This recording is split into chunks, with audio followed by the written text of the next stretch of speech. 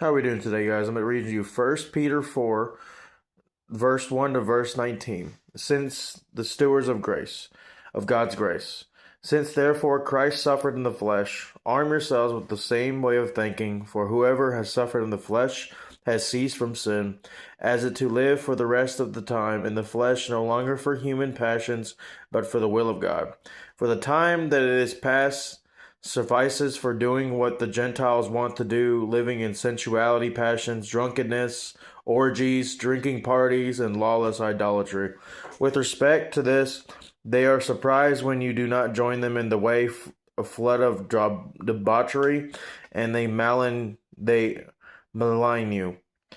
But they will give account to him who is ready to judge the living and the dead. For this is why the gospel was preached even to those who are dead, that though judged in the flesh the way people are, they might live in the spirit the way God does. The end of all things is at hand. Therefore be self-controlled and sober-minded for the sake of your prayers.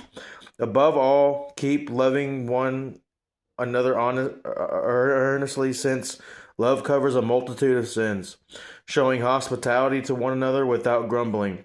As each has received a gift, use it to serve one another as good stewards of God's varied grace. Whoever speaks as one who speaks oracles of God, whoever serves as one who serves by the strength that God supplies, in order that in everything God may be glorified through Jesus Christ. To him belong glory and dominion forever and ever. Amen.